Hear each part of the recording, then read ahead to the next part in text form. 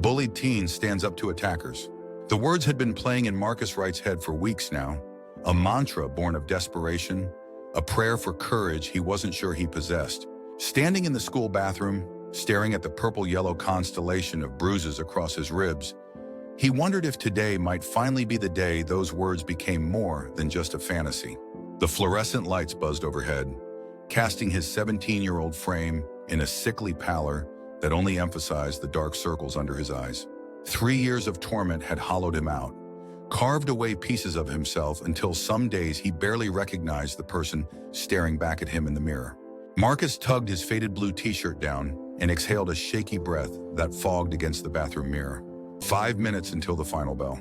5 minutes until he'd have to walk the gauntlet again, past Derek Saunders and his crew who would be waiting by the east entrance, as they always were on Fridays. His heart thrummed against his ribs, a bird trapped in a closing cage. "Just get through today," he whispered to his reflection. "Just today." But even as the words left his lips, something shifted in his eyes. A spark of something unfamiliar, defiance perhaps, or simply exhaustion with being afraid. The bell's harsh ring echoed through the hallways. Students flooded from classrooms, voices rising in weekend excitement, bodies pushing past one another in their rush for freedom. Marcus moved against the current, his worn backpack clutched to his chest like armor, eyes scanning the crowd anxiously. He spotted them before they saw him. Derek's red Letterman jacket was like a warning flag at the end of the hallway, surrounded by his usual entourage. They were laughing, shoving each other playfully, kings of their small domain, unaware or uncaring of the damage they caused with such casual cruelty. Marcus's steps faltered. For 3 years, he'd found ways around them, arriving earlier, leaving later, taking the long way around the school building. Small surrenders that accumulated into a life of constant retreat. His mother's voice drifted through his mind. "Sometimes standing your ground doesn't mean winning the fight. It just means refusing to run anymore." The hallway seemed to stretch between them, a gauntlet of polished linoleum and metal lockers. His palms were slick with sweat, his mouth desert dry. Every instinct screamed at him to turn around. Find another exit, wait them out. Instead, Marcus squared his shoulders and walked forward. The conversation between Derek and his friends died as they spotted him, like predators noticing wounded prey. Derek's smile widened, showing too many teeth. "Well, look who it is," he drawled, pushing off the lockers to stand directly in Marcus's path. "Thought you might be avoiding us today, right?" Marcus kept his eyes fixed on the exit doors beyond them, trying to regulate his breathing the way he'd read about online. In through the nose, hold, out through the mouth. His heart pounded so hard he was certain they could see it through his shirt. Nothing to say. Derek stepped closer, his athletic frame towering over Marcus's slight build. "That's cool. You never have much to say anyway. Just hand over whatever you've got in your wallet and we'll call it the weekend tax." The words weekend tax hung in the air between them, a reminder of countless Fridays ending the same way, with emptied pockets and fresh bruises. But today, something hardened in Marcus's chest. "No," he said, the words so quiet it was almost lost in the ambient noise of the hallway. Derek leaned forward. "What was that?" Marcus lifted his eyes, meeting Derek's gaze directly for perhaps the first time. "I said no." Time seemed to crystallize around them. The hallway had cleared now, leaving only Marcus, Derek, and 3 of Derek's friends. No teachers, no witnesses, just the 5 of them and the heavy silence of impending violence. "You picking today to grow a spine, right?" Derek's voice had lost its amused edge, replaced by something harder, dangerous. "That's a stupid decision." Marcus's legs trembled, but he stood his ground. I'm just trying to go home." "Yeah, well, you can go home after you empty your pockets." Derek reached out to shove Marcus's shoulder, a gesture he'd performed hundreds of times before. But this time, Marcus did something he'd never done before. He pushed back. It wasn't much, just a desperate, clumsy thrust of his hands against Derek's chest. But the unexpectedness of it sent Derek stumbling back a step, his eyes widening in shock before narrowing dangerously. "Oh, you're dead now," Derek snarled, lunging forward. What followed was a blur of motion and pain. Marcus had never been in a real fight before, had spent his life avoiding them. He threw wild, desperate punches, most missing their target entirely. Derek, athletic and experienced, landed blow after calculated blow. A fist connected with Marcus's jaw, sending him reeling against the lockers with a metallic crash. Another caught him in the stomach, doubling him over, stealing his breath. But something strange was happening. Despite the pain, Despite knowing he was losing badly, Marcus kept getting back up. Each time Derek knocked him down, he forced himself to his feet again, swinging awkwardly, fighting back with a fury born of 3 years of accumulated fear and shame. "Stay down, you idiot!" Derek shouted, genuine confusion in his voice as Marcus staggered upright for the 4th time, blood trickling from his split lip. "No," Marcus gasped, his vision blurry, his legs unsteady beneath him. "Not anymore." He launched himself forward in one last desperate attack, managing to land a single solid punch to Derek's face before Derek's friends pulled him back, pinning his arms. "You're going to regret that," Derek growled, touching his bleeding nose in disbelief. He drew back his fist for what would surely be a devastating blow. "That's enough." The voice was quiet but carried such authority that everyone froze. A man stood at the end of the hallway, hands casually in the pockets of his black jacket, watching the scene with unsettling intensity. He wasn't particularly tall, maybe 5'10", but something in his lean, compact frame suggested coiled power. He moved toward them with a fluid grace that seemed almost predatory, his footsteps unnervingly silent against the linoleum floor. "5 against 1, the man observed, his voice carrying a slight accent Marcus couldn't place. "Not very sporting, is it?" Derek recovered first. "This isn't your business, man. Keep walking." The man smiled, but it didn't reach his eyes, which remained fixed and evaluating. "I'm making it my business." He stopped a few feet away, his posture relaxed but somehow radiating potential energy. "Let him go. Do you know who I am?" Derek squared his shoulders, stepping forward. "No," the man replied simply. "And I don't particularly care." There was something in his tone, a calm certainty that made Derek hesitate. The stranger didn't look particularly intimidating in his plain clothes, but something about his presence caused the air in the hallway to feel suddenly charged. "Whatever," Derek finally muttered, backing up a step. "We're done here anyway." He pointed at Marcus. "This isn't over." As Derek and his friends pushed past the stranger, the man made no move to stop them, simply turning slightly to watch them go. Only when they disappeared through the exit doors did he turn his attention to Marcus, who was slumped against the lockers, breathing hard, tasting blood. "That was either very brave or very stupid," the man said, approaching Marcus with that same unsettling grace. "Maybe both." Marcus wiped his bleeding lip with the back of his hand. "Feels pretty stupid right now." The man chuckled, the sound warm and unexpected. "Most brave things do in the moment." He extended his hand. "I'm Alex Rousseau." Marcus hesitated before taking it. The man's grip was firm but controlled, calluses evident against Marcus's palm. "Marcus Wright. You need medical attention, Marcus Wright?" Marcus touched his face gingerly, assessing the damage. His lip was split, his cheeks swelling, and his ribs ached with each breath, but nothing felt broken. "I'll be okay." Alex studied him for a long moment, his dark eyes assessing. "You've been in this situation before." It wasn't a question, but Marcus nodded anyway. "They've been after me since freshman year, and today you decided to fight back." Marcus looked away, suddenly embarrassed. "For all the good it did more than you think." Alex picked up Marcus's backpack from where it had fallen and handed it to him. "You landed a solid hit." "1 out of about 20 attempts," Marcus muttered, taking the bag. "1 is infinitely more than 0. Alex glanced toward the doors where Derek had disappeared. "Those boys, they'll be back?" Marcus's stomach twisted. "Monday, probably. Maybe sooner if I run into them around town." Alex nodded thoughtfully. "You have plans right now?" The question caught Marcus off guard. "What?" "Plans. Commitments. Somewhere you need to be." "No, I was just heading home." "Good." Alex gestured toward the exit. "I'd like to buy you a coffee. Or whatever teenagers drink these days." Marcus stared at him, bewildered and slightly suspicious. "Why?" "Because I have a proposition for you." Alex's expression softened slightly. "And because you look like you could use someone to talk to who isn't trying to use your face as a punching bag." Marcus should have said no. Every warning he'd ever received about strangers flashed through his mind. But there was something about Alex that felt trustworthy. Or maybe Marcus was simply too exhausted, too beaten down to care about possible dangers. "Okay," he said finally, "but I should text my mom first." Alex nodded approvingly. "Good. Always let someone know where you are." 20 minutes later, they sat across from each other in a small coffee shop 3 blocks from the school. Marcus cradled a hot chocolate between his hands, the warmth soothing against his bruised knuckles. Alex had ordered black coffee and was watching Marcus with an intensity that made him both nervous and curious. "So," Marcus ventured when the silence stretched too long, "what's this proposition?" Alex set his coffee down. I run a gym about 15 minutes from here. Edge Combat Academy. You might have heard of it? Marcus hadn't, but nodded anyway, not wanting to seem completely ignorant. I train fighters there, Alex continued. Mixed martial arts, Peido boxing, Shiri, jiu-jitsu. He paused, eyes evaluating Marcus's reaction. I'd like to offer you training. Marcus nearly choked on his hot chocolate. Me? Why? Because you've got heart. Alex leaned forward slightly.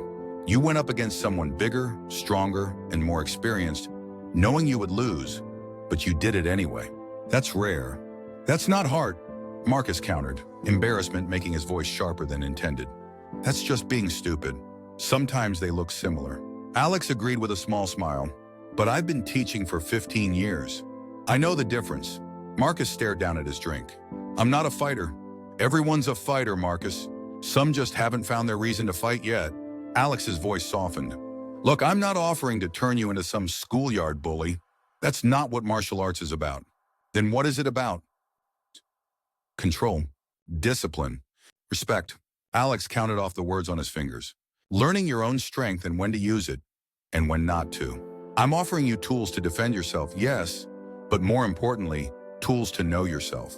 Marcus looked up, meeting Alex's steady gaze. And why would you do that for some random kid you just met? Something shifted in Alex's expression, a brief shadow of memory. Because someone did it for me once, when I needed it. He pulled out a business card and placed it on the table between them. Training starts at 6 a.m. on Saturdays. If you're interested, show up tomorrow. If not, he shrugged. No pressure. It's your choice. Marcus picked up the card, studying the embossed logo, a stylized phoenix rising from flames. Edge Combat Academy, he read aloud. Only then did he notice the smaller text beneath. Head coach, Alexander the Phoenix Rousseau. The name nagged at something in his memory, but he couldn't place it. Before he could ask, Alex stood up, dropping a few bills on the table to cover their drinks. Think about it, he said, zipping up his jacket. The offer stands either way. Why the Phoenix? Marcus asked impulsively. Alex paused, something unreadable flickering across his face. Because to rise, first you must burn. He nodded once. See you around, Marcus, right? Marcus watched him leave, the business card still between his fingers, turning it over and over as if it might reveal more secrets. Later that evening, as he sat at his desk with an ice pack pressed to his swollen cheek, Marcus typed Alexander Rousseau Phoenix MMA into a search engine. What appeared on his screen made his breath catch. Hundreds of results, videos, articles, fight statistics. The top video showed a younger version of the man he'd met today, standing in an octagon cage, arms raised in victory, the commentator's voice rising in excitement. Alexander the Phoenix Rousseau does it again. From near defeat to an absolutely stunning comeback. Marcus clicked through article after article, learning pieces of a story he'd been completely unaware of. Alexander Rousseau, 5-time world champion in mixed martial arts. Undefeated for 7 years straight before a devastating injury forced his retirement. Now considered one of the most respected trainers in the sport, with 3 current champions under his tutelage. Marcus leaned back in his chair, stunned. The unassuming man who had intervened in the hallway, who had bought him hot chocolate and spoken so quietly, was a legend in the fighting world. And for some inexplicable reason, he had offered to train Marcus.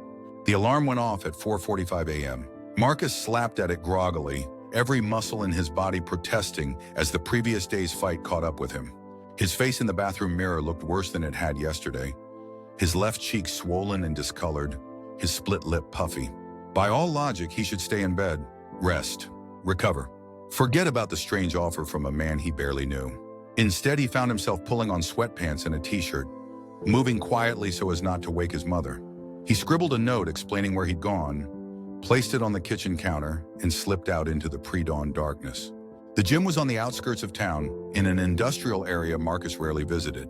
The brick building looked unassuming from the outside, with only a small sign bearing the Phoenix logo marking it as Edge Combat Academy. Marcus hesitated at the entrance, his confidence wavering. What was he doing here? This was the world of athletes and fighters, people who were everything he was not.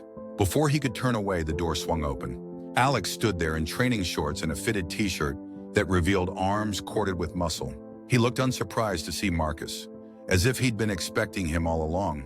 You came, he said simply. Marcus swallowed. I was curious. Alex's lips curved slightly. Curiosity is good. It keeps us alive. He stepped aside, gesturing for Marcus to enter. Come in. We're just getting started. The interior of the gym was nothing like Marcus had imagined. Instead of the grungy, blood-stained space depicted in movies, it was clean and well-organized, with mats covering most of the floor space, a boxing ring in one corner, and various equipment arranged neatly along the walls. The air smelled of disinfectant and faint sweat, but not unpleasantly so. Several people were already there, stretching or wrapping their hands. They ranged in age from what looked like early 20s to perhaps mid-40s. Men and women both, all moving with the same confident ease Marcus had noticed in Alex. A few glanced up as Marcus entered, their eyes lingering briefly on his bruised face before returning to their preparations without comment. No judgment, no pity, just quiet acknowledgement.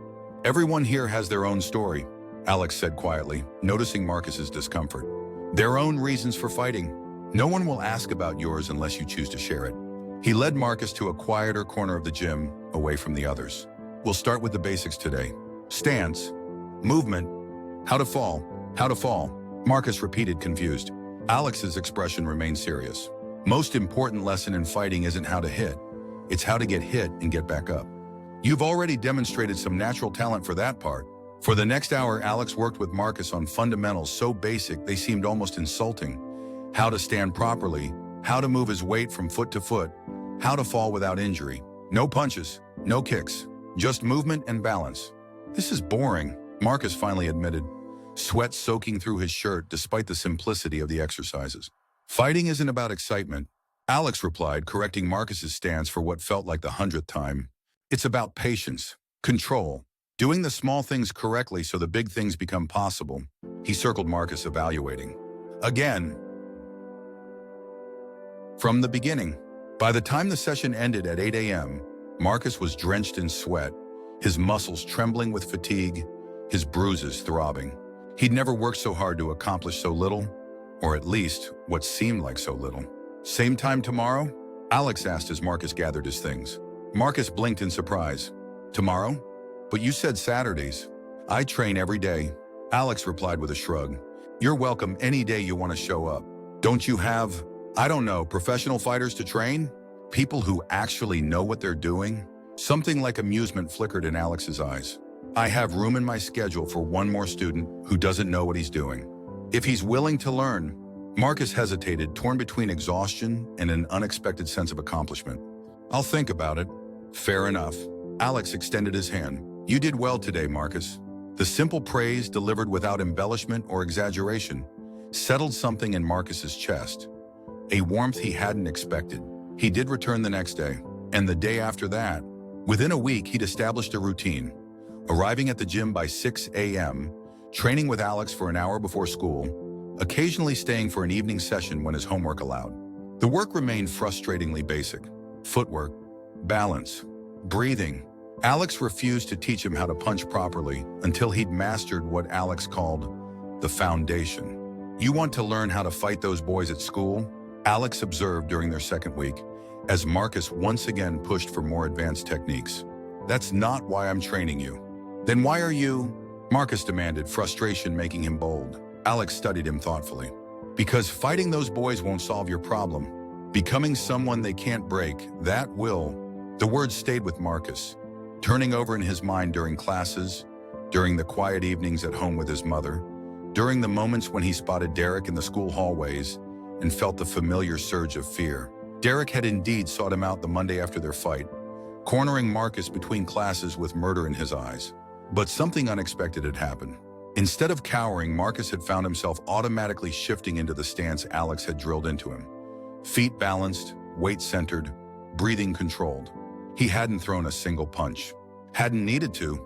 Something in his posture, in his steady gaze, had made Derek hesitate just long enough for a teacher to round the corner and break up the confrontation before it began. You got lucky, Derek had snarled as he backed away. But it hadn't felt like luck. It had felt like the first fragile shoots of something new taking root inside him. As weeks turned into a month, Marcus's body began to change. The endless drills built lean muscle where none had existed before. His posture straightened. His movements became more deliberate, more controlled. The bruises from that first fight faded, replaced by the different kind of soreness that came from hard training. More subtly, his mind was changing too. The constant fear that had been his companion for years began to recede. Not because the threat had diminished, but because his relationship to it had shifted. He was learning slowly to inhabit his own body with confidence instead of apology. Alex noticed. "You're standing taller," he commented one morning as Marcus executed a perfect sequence of movements. "Good. Your body is beginning to believe what your mind hasn't accepted yet." "And what's that?" Marcus asked, reaching for his water bottle. "That you belong in the space you occupy," Alex demonstrated, his own presence seeming to expand without any physical change. "Most people make themselves small. Prey behavior. You're learning to take up the right amount of space, no more, no less." Marcus considered this, feeling the truth of it in his bones. "Is that why Derek and his friends haven't really bothered me lately? They can sense it?" "Partially," Alex allowed. "Bullies instinctively target those who already see themselves as victims. Change how you see yourself, and you change how they see you too." He handed Marcus a pair of focus mitts. "I think you're ready to learn how to strike properly now." The day that truly changed everything came 6 weeks after Marcus had first stepped into Edge Combat Academy. He arrived for morning training to find the gym unusually busy, several professional fighters working with their coaches in different sections. Alex met him at the door, looking slightly apologetic. "Big competition coming up. Space is at a premium today." He gestured toward the back of the gym. "We'll work in the small training room." Marcus followed him through a door he hadn't noticed before, into a smaller room equipped with a single heavy bag, some basic weights, and a padded floor. The walls were lined with framed photographs.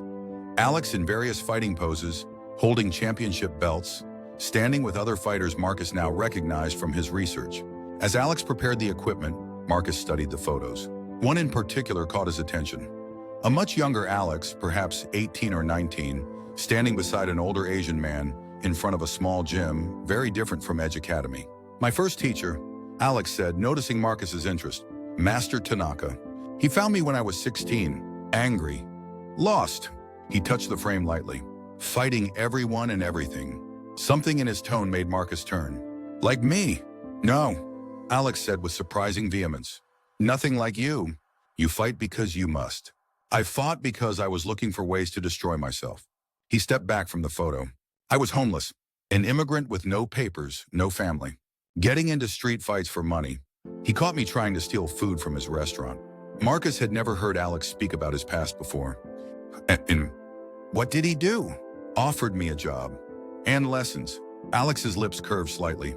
"I thought he was crazy, or trying to report me to immigration. But I was hungry, so I accepted." He began wrapping his hands methodically as he spoke. "He taught me discipline, purpose, showed me how to channel rage into something constructive rather than destructive. And you became a champion," Marcus said, looking again at the photos of Alex's professional victories. Eventually, Alex finished wrapping his hands and tossed another roll of wrap to Marcus. But the real victory was learning to fight for something, not just against everything. As Marcus wrapped his own hands clumsily, still not fully comfortable with the process, he ventured a question that had been nagging at him. "Why did you really decide to help me that day?" "The truth." Alex was quiet for a long moment, adjusting the heavy bag. "Because I saw myself," he finally answered. "Not as I was, but as I could have been, with different choices." He turned to face Marcus fully. "And because you stood your ground when running would have been easier." "That's rare, Marcus. Rarer than talent, rarer than strength." Something tightened in Marcus's throat at the simple honesty in Alex's voice. "Now," Alex said, his tone shifting back to business, "show me what you've learned." The session that followed was the most intense they'd had yet. Alex pushed Marcus harder than ever before, moving from basic strikes to combinations, from static positions to fluid movement, demanding precision with each repetition. "Again," he would say whenever Marcus faltered. "Focus. Intention. Purpose with every movement." By the end, Marcus was drenched in sweat, his muscles burning, but filled with an unfamiliar sensation of accomplishment. Something was clicking into place, the endless drills transforming from disconnected exercises into a coherent language of movement. "You're starting to understand," Alex observed as they finished. "Good, that's it. Good. Next week we'll..." He was interrupted by the door swinging open. A young man Marcus had seen around the gym, one of the professional fighters he thought, stuck his head in. "Alex, there's someone here asking for you. Says it's important." Alex frowned slightly. I'll be right there. He turned back to Marcus. Cool down properly. I'll be back in a minute. Left alone, Marcus began the stretching routine Alex had taught him, his mind pleasantly empty after the intensity of training. Through the open door, he could hear the general sounds of the gym, the rhythmic thuds of gloves against bags, coaches calling instructions, the background hum of focused exertion. Then a different sound cut through the ambient noise, a voice raised in anger. Marcus paused mid-stretch, listening. Don't care who you are. My son comes home every day talking about some Russian teaching him how to fight, and I want to know what kind of sick game you're playing. Marcus's heart stuttered in his chest. He knew that voice. Moving to the doorway, he saw his mother standing in the center of the gym, her small frame vibrating with protective fury as she faced Alex. Her work scrubs told him she'd come directly from her night shift at the hospital. Mom? The word slipped out before he could stop it. She turned, spotting him in the doorway, relief and anger warring on her tired face. Marcus, what is going on? You've been sneaking out every morning, coming home exhausted, and now I find out you've been fighting? Mrs. Sadin. Right, Alex began calmly. I understand your concern. You understand nothing. She cut him off. My son has been bullied for years. The last thing he needs is someone teaching him violence is the answer. Marcus stepped forward, acutely aware of the other fighters watching the confrontation. Mom, it's not like that. Alex is helping me. Helping you what? Get hurt worse than you already have been? She gestured at the gym around them. This is no place for you, Marcus. Actually, Alex said quietly, this is exactly where he belongs. Marcus's mother turned on him, eyes flashing. And who are you to decide that? Some washed-up fighter looking for a new project? A tense silence fell across the gym. Marcus saw several of the professional fighters stiffen at the insult, but Alex himself didn't react beyond a slight tightening around his eyes. Mom, Marcus said, embarrassment and frustration making his voice sharper than intended. Alex is a 5-time world champion. He's been training me for free, and he's the only one who's actually helped me deal with Derek and his friends. By teaching you to fight back, to get yourself hurt worse? His mother's voice cracked slightly, revealing the fear beneath her anger. I've spent 3 years watching you come home with bruises and torn clothes, Marcus. I won't watch you get hurt worse because some fighter filled your head with macho nonsense. It's not about fighting, Marcus insisted, struggling to articulate what the past 6 weeks had meant to him. It's about not being afraid anymore. Alex stepped forward, his demeanor calm and respectful. Ms. Right, may I speak with you privately? Just for a few minutes. She hesitated, looking from Alex to Marcus and back again. Finally, she nodded stiffly. 5 minutes. As Alex led his mother to his office, Marcus sank onto a nearby bench, his face burning with embarrassment. He could feel the other fighters' eyes on him, though when he glanced up, he saw no judgment in their expressions, only understanding and a kind of solemn solidarity. One of them, a woman in her 30s with close-cropped hair and the lean musculature of a professional athlete, sat down beside him. My dad did the same thing when I started training, she said conversationally. Showed up at the gym, made a scene, tried to drag me out. Marcus glanced at her, surprised. What happened? She smiled slightly. Alex talked to him too. Now my dad's my biggest fan. Hasn't missed a fight in 8 years. You're one of the professionals, Marcus said, recognizing her from photos on the wall. Diana Torres, she confirmed, extending a calloused hand. 2-time welterweight champion. And you're the kid Alex has been coming in early to train. Marcus shook her hand, feeling oddly self-conscious. I'm not very good. Yet, Diana corrected. Not good yet. Big difference. She nodded toward Alex's office. He doesn't waste time on people without potential. Remember that. Before Marcus could respond, the office door opened. His mother emerged, looking thoughtful rather than angry. Alex followed, his expression unreadable. Marcus, his mother said, approaching him. I'd like you to come home now. We need to talk. He stood looking uncertainly between her and Alex. Can I still train? His mother sighed. That's part of what we need to discuss. Properly.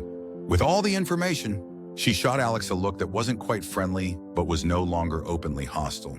Mr. Rousseau has explained some things I wasn't aware of. I'll see you tomorrow, Marcus, Alex said with quiet confidence. 6 a.m. It was a statement, not a question, and something about it steadied Marcus. Alex believed he would return. Somehow, that made it more likely to be true. The car ride home was silent, his mother's hands tight on the steering wheel, her expression unreadable. Only when they were inside their small apartment did she turn to face him fully. Why didn't you tell me, Marcus? He sank onto the couch, suddenly exhausted in a way that had nothing to do with physical training. Tell you what, any of it, that you were training, that those boys were still targeting you, that you got into a fight. Her voice caught. I had to hear about it from Mrs. Saunders at the hospital, complaining that her son came home with a bloody nose because of you. Marcus stared at his hands. I didn't want you to worry more than you already do. That's my job, she said softly, sitting beside him. To worry about you. But I can't help if you don't tell me what's happening. You were already working double shifts, Marcus said, the guilt he'd been carrying spilling out. You're always tired, always stressed about bills. I wanted to handle something on my own for once. His mother's face softened. She reached out to touch his cheek gently. Oh, Marcus, you've been handling too much on your own for too long. Something broke open in his chest at her touch. A dam of emotion he'd been holding back. I was so tired of being afraid, Mom. Every day, every hallway, every time I saw their faces. His voice shook. Alex is helping me not be afraid anymore. She was quiet for a long moment, studying his face. He told me about his program, about how it's not really about fighting at all. Marcus nodded. It's about standing your ground, about knowing you can protect yourself if you need to. He also told me, she continued carefully, that he sees extraordinary potential in you, not just as a fighter but as a person. He said that? Marcus asked, surprised. His exact words were, your son has the rarest quality in fighting. He knows when not to. She took Marcus's hand, examining his wrapped knuckles. He says you haven't thrown a single punch at those boys since you started training. I haven't needed to, Marcus admitted. It's like they can tell something's different. His mother sighed deeply. I don't like it, Marcus. I don't like the idea of you in that environment, learning to fight. She held up a hand as he started to protest. But I like seeing you afraid even less. And I have to admit, you seem different these past weeks. Stronger, not just physically. Hope flickered in Marcus's chest. So I can keep training? With conditions, she said firmly. I want to know your schedule. No more sneaking out. Your grades stay up, and I'm going to speak with Mr. Rousseau regularly about your progress. Her expression softened slightly. He's offered to waive all fees as part of some scholarship program he runs. Marcus nodded quickly. I can do all that. I promise. One more thing, she added, her tone serious. If those boys threaten you again, you tell me immediately. We'll handle it together. Not with fists, but with proper channels. School administration, their parents, the police if necessary. Okay, Marcus agreed. Knowing she was right, even as part of him recoiled at the thought of telling on his tormentors. She studied his face for a long moment, then pulled him into a tight hug. I just want you safe, she whispered against his hair. That's all I've ever wanted. I know, Mom, he murmured, returning the embrace. I'm getting there. The following weeks established a new normal. Marcus continued training with Alex each morning, but now with his mother's knowledge and increasingly her tentative support. She even came to observe a session, watching from the sidelines with a mixture of concern and grudging admiration as Alex guided Marcus through increasingly complex drills. At school, an uneasy truce had developed between Marcus and Derek's group. They still watched him with hostility, still made the occasional threatening comment, but the physical intimidation had stopped. Something in Marcus's changed demeanor, the way he moved, the way he held himself, the steady gaze he could now maintain, kept them at a distance. It wasn't peace exactly, but it was the closest thing to it that Marcus had experienced in years. Then came the day that changed everything. Marcus was leaving the gym after an evening training session. The fall air crisp against his skin when he heard sounds of a confrontation from the alley beside the building. Male voices, aggressive and mocking, followed by a younger voice tinged with fear. He hesitated only briefly before moving toward the sounds. Rounding the corner, he found three men, older teenagers, really, perhaps college age, surrounding a younger boy who couldn't have been more than 14. The kid was backed against the wall, clutching a backpack to his chest, his face pale with fear. Please, the boy was saying, just let me go. I don't have anything valuable. That's a nice phone I saw you using earlier. One of the older teens said, shoving the boy's shoulder. Hand it over and we'll consider letting you pass. Marcus recognized the situation instantly. The predatory circling, the performed dominance, the selection of someone perceived as weak. He'd lived it countless times himself. Hey, he called out, his heart pounding, even as his voice remained steady. Leave him alone. The three older teens turned, sizing him up with dismissive glances. "Mind your own business, kid," the apparent leader said. "This doesn't concern you." 2 months ago, Marcus would have backed away, maybe called for help, definitely avoided direct confrontation. But 2 months ago, he hadn't known what he knew now. He stepped forward, feet automatically finding the balanced stance Alex had drilled into him. "I'm making it my concern." "Let him go," the leader snorted, exchanging amused glances with his friends. "You want to be a hero, huh? 3 against 1. Those odds seem good to you?" Marcus's mouth was dry, his heart hammering, but he kept his breathing controlled the way Alex had taught him. "I don't want to fight you, but I will if I have to." "Your funeral." The leader shrugged, then lunged forward suddenly, swinging a wild punch at Marcus's head. Time seemed to slow. Marcus saw the telegraphed movement, recognized the poor form, the overextension, all the flaws Alex had pointed out during training. Without conscious thought, his body moved. A slight shift of weight, a subtle pivot, and the punch sailed past his head as he stepped inside the attacker's guard. What followed wasn't the chaotic brawl of his fight with Derek. This was different, controlled, almost methodical. Marcus didn't throw wild punches or attack in fury. He defended, redirected, used his attacker's momentum against him, just as Alex had taught him. When one of the other teens joined in, Marcus maintained his focus, never attacking but never retreating either, keeping himself between the younger boy and danger. He took a few hits, a glancing blow to his ribs, another that split his lip, but he remained upright, composed, present in a way he'd never been during conflict before. The third teen had just started forward when a familiar voice cut through the noise. "I wouldn't do that if I were you." Alex stood at the entrance to the alley, his posture relaxed but his eyes hard as stone. Beside him, Diana Torres and 2 other fighters from the gym formed a formidable presence. The fight stopped instantly. The 3 attackers backed away, suddenly uncertain. "We were just messing around," the leader muttered, though his split lip and the way he cradled his wrist suggested otherwise. "Sure you were," Diana said, her voice dripping with sarcasm. 3 against 1 looks like great fun." "Day 2, Marcus corrected quietly, touching his bleeding lip.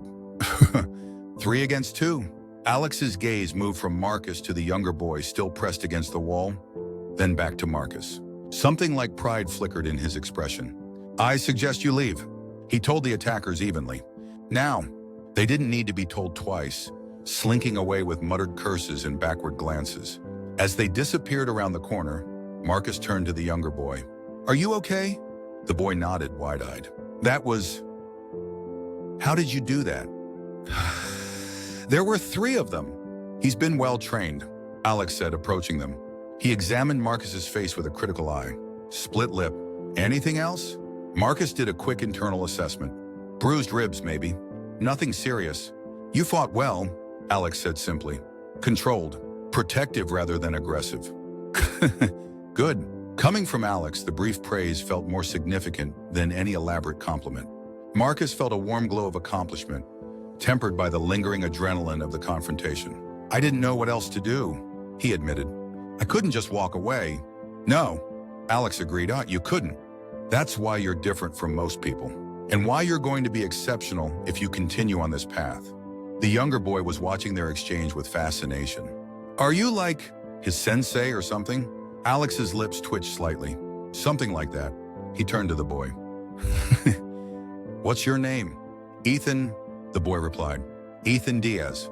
"Well, Ethan Diaz, do you need a ride home?" "It's getting late." Ethan shook his head. "My dad's waiting for me at the library. I was taking a shortcut and, well," he glanced at Marcus. "Thanks for helping me. Seriously." "It was nothing," Marcus said automatically. "It wasn't nothing," Alex corrected quietly. "Don't diminish what you did."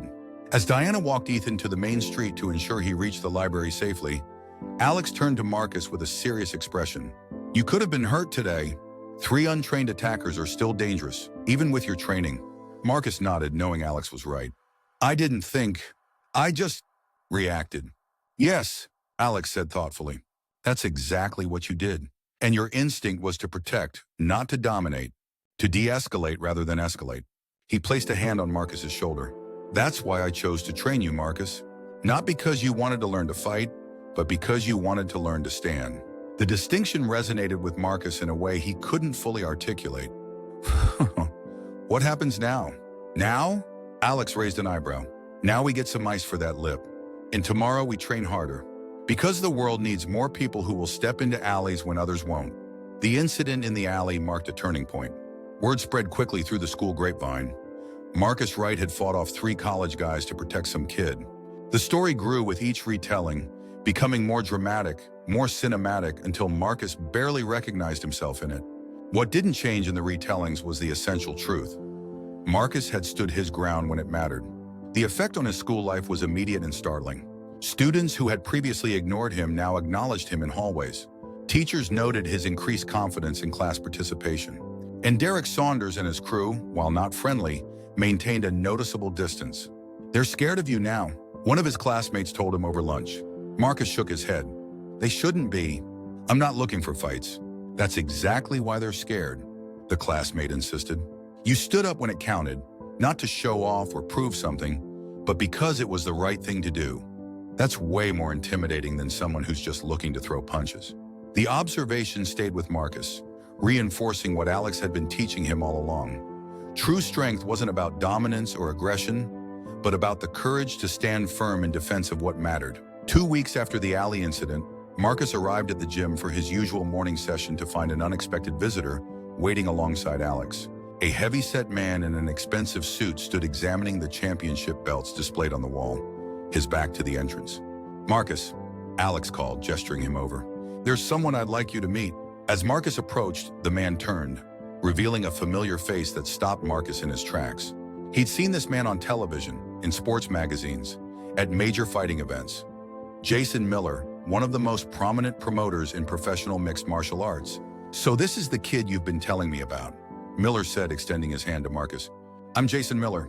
"I know who you are, sir," Marcus managed, shaking the offered hand somewhat dazedly. "I just don't understand why you'd want to meet me." Miller laughed, a booming sound that filled the gym. "Direct." "I like that." He glanced at Alex. "You didn't tell him?" "I wanted it to be a surprise," Alex replied, his expression giving nothing away. Miller turned back to Marcus. "Alex here thinks you have potential. Real potential. Not just as a fighter, but as something more." He gestured around the gym. "We're starting a new program, identifying promising young people from disadvantaged backgrounds, providing training, education, mentorship, building not just fighters but leaders." Marcus looked between them, trying to process what he was hearing.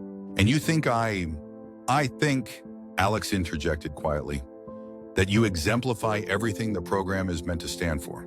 Courage, integrity, resilience, the willingness to stand up not just for yourself, but for others.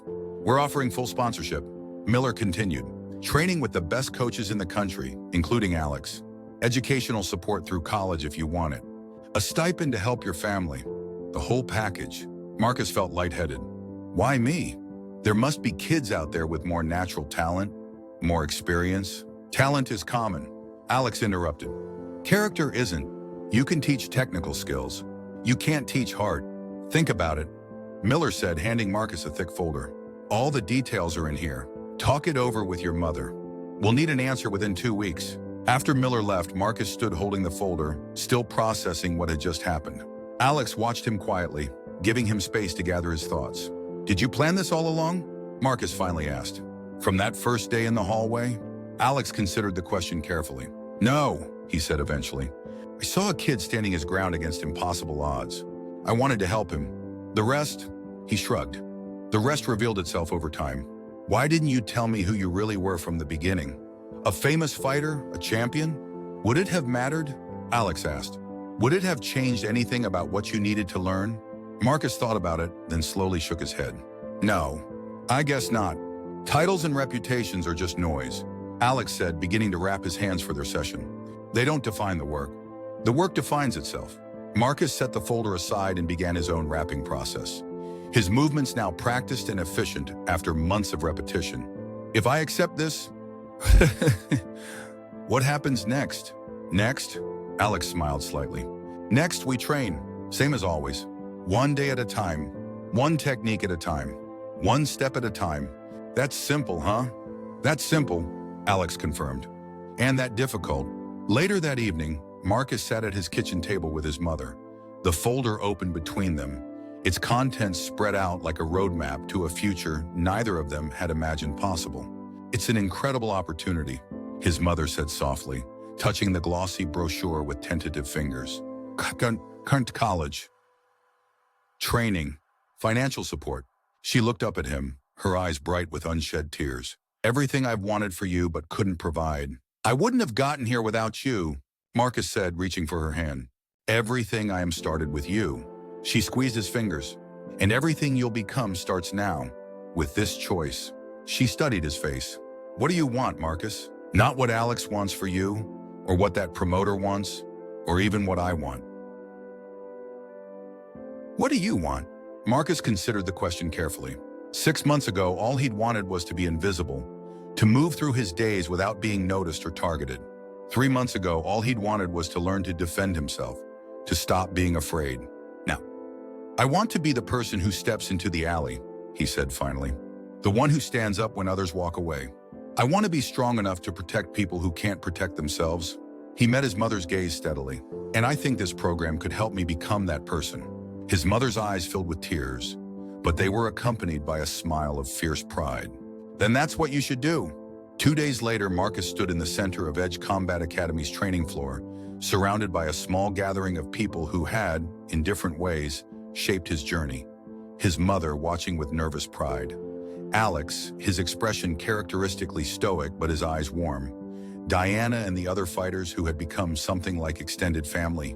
And Jason Miller, the contract that would change Marcus's life, held carefully in his hands. As Marcus stepped forward to sign, he caught Alex's eye.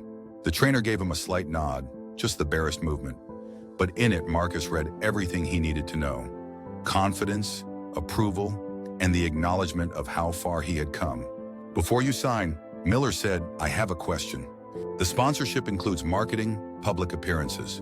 We'll need a fighting name for you. Any thoughts? Marcus hesitated, glancing at Alex, the man whose intervention had altered the course of his life. The Phoenix. They called him because to rise, first you must burn. But that wasn't Marcus's story. He hadn't risen from ashes. He had risen from fear, from invisibility, from the quiet desperation of someone who had accepted that his lot in life was to be perpetually hunted. The Guardian, he said finally, the name feeling right as it left his lips. Miller nodded approvingly. The Guardian? I like it. Strong, meaningful. Care to explain why? Marcus looked around at the faces watching him. His mother, who had always protected him as best she could. Alex, who had taught him to protect himself. The younger boy, Ethan, who had been invited to the signing and stood watching with undisguised admiration. Because that's what all this has been about, Marcus said. Not learning to fight, but learning to guard, to stand between what matters and what threatens it. As he signed the contract, Marcus felt something settle within him. Not an ending, but a beginning. The journey ahead would be difficult, filled with challenges he couldn't yet imagine. There would be victories and defeats, moments of doubt and moments of triumph. But he would face them standing, not running. Guard up, eyes forward, feet firmly planted, ready for whatever came next.